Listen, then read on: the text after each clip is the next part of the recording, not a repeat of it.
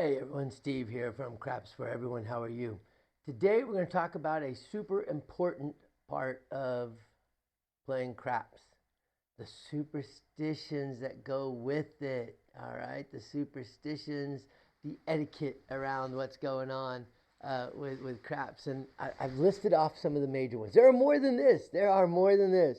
But these are some of the major superstitions, some of the major etiquette faux pas that go on with craps. All right. I don't know why we're all so superstitious, but we are. Okay. So first off, the number one superstition is saying the bad number.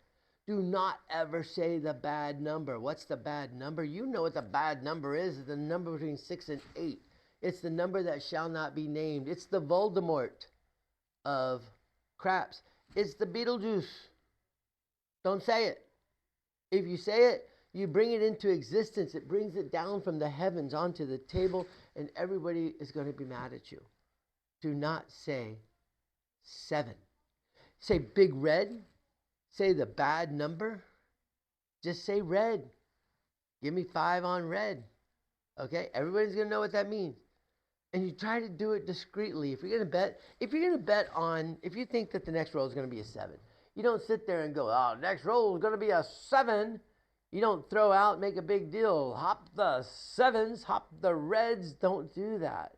Try to make it a little bit more, quiet. Because you don't want the shooter thinking the number 7 either, because then he may bring it into existence. Unless you're the dark side, of course, then you're just evil.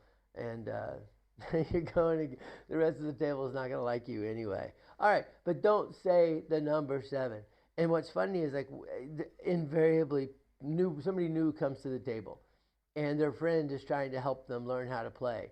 And their friend is sitting there saying, well, you bet on these numbers until the 7 rolls. And you're like, ah! Don't say that number. All right. So what will happen a lot of times when somebody says the number 7, people will turn their bets off. You'll have the regulars will turn their bets off that next roll. Superstitious, next roll, turn it off. All right. Next one, and this is another big one. And this one is a little more, there's more reason. I mean, come on, saying the bad number, bringing it into existence, that's just, it is what it is. All right. But money on the table, this is actually something that's real. And what money on the table is getting at is when the puck is on, do not buy in. Don't do it. Don't buy in. If you see somebody coming to the table and it looks like they're going to throw their money down, ask them politely, hey, could you wait until the puck is off? And the reason for that is when the puck is on, the shooter, you want the shooter into the rhythm of throwing. Get the dice, throw the dice, collect the money. Get the dice, throw the dice, collect the money. Get the dice, throw the dice. That's what you want. If all of a sudden someone throws down $500 and the dealer has to stop and divvy out the chips and give it to the guy, and then the guy needs to decide what he's going to do, it breaks the rhythm. So money on the table, bad juju. That's a faux pas in craps. Don't do it. And if somebody does it, a lot of people will turn their bets off on that next roll. Okay? And superstition number 2, money on the table, no bueno. Now, I'll tell you what really frustrates the heck out of me on the money on the table when the puck is on. You have somebody who will come up and they'll put down, $2,000. They'll buy in $2,000, and so it stops, and they've got to count it out and all this stuff. And then they give them the money, and they say, "Do you want to make a bet?" No, I'll wait. I'll wait. Well, what the frick did you put the money down on the table? All right, I feel passionate about that one. Don't do it. Don't do it. All right, next up, stick change. When the stick changes, and I'll tell you, this is another one. There's actually some legitimacy to this, in my opinion, because of the same thing with the money on the table. When they change the stick, it changes the rhythm of the game. And when you change the rhythm of the game, the shooter may have that off throw on that next throw. So a lot of players will call themselves off on the stick change, sacrifice the potential of one win to make sure they don't get the major loss. Because remember, if maybe I've got $150 in bets out there, one win might pay me $35, but one loss is going to be $150. And so if I turn myself off for that one roll, yes, I sacrifice a chance at 35 bucks, but I protect my 150. All right, so that's why people do it. But on the stick change. Now, one of the funnier ones is the drink lady curse, the curse of the drink lady. When the drink lady comes and she talks to the shooter, and the shooter reacts, turn yourself off. That's a curse right there. Curse right there. And a lot of people will turn the, hey, if I watch, I can order from the drink lady. I'm not shooting, no problem. But if the shooter stops and talks to the drink lady, I'm turning my bets off. Because again, we've broken rhythm, we've broken concentration. Bad juju's about to happen. It sounds stupid, but it happens. The drink lady curse. I feel so sorry for the drink ladies.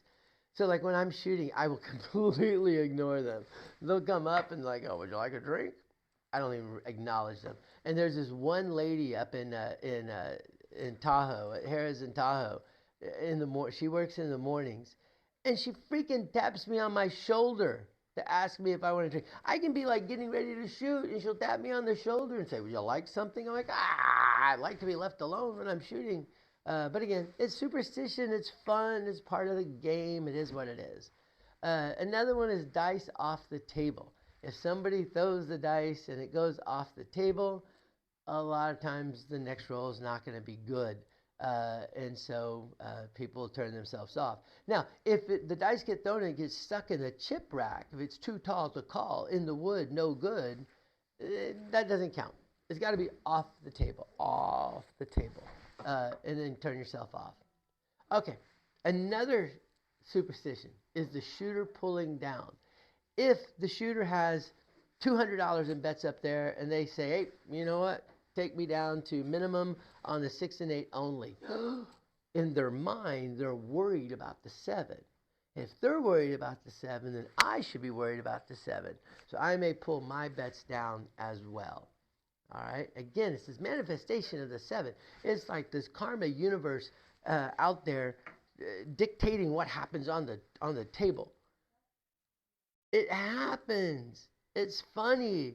So people do it. If the shooter pulls down, other people will pull down as well. Lay bets.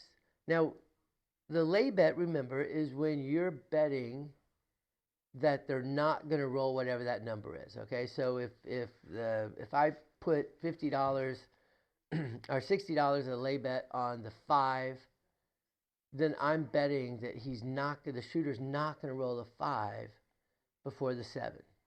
Okay, if he doesn't roll the 5, if he rolls a 7 before the 5, then I get paid 1 for every 1.5. So my $60 bet will pay $40.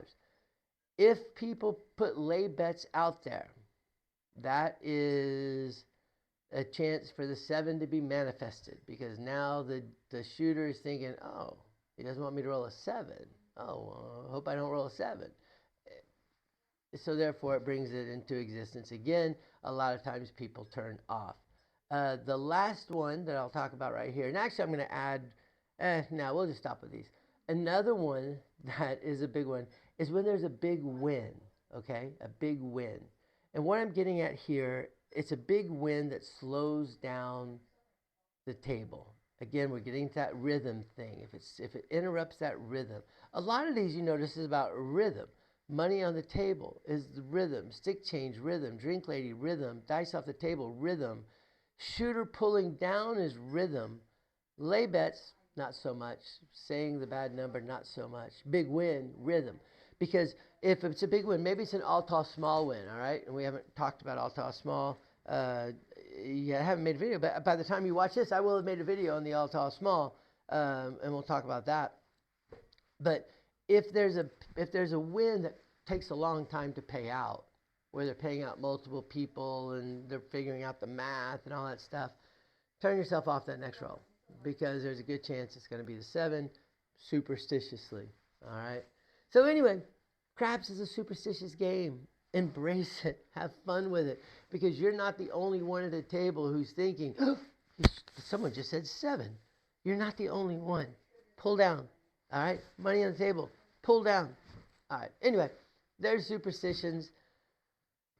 Believe them or don't. Don't believe them at your own peril, though. Don't believe them at your own peril. If you get on the table and somebody says 7 and you say, screw that, superstition doesn't work, and the 7 gets rolled, just go, I told you so, Steve told me. I'd rather take the chance and go from there. So it's just kind of fun. It's part of what makes craps fun. Anyway, that's it. That's all I have. Short, sweet little video on superstitions. You guys have a great rest of day, and I'll talk to y'all later. Bye, y'all.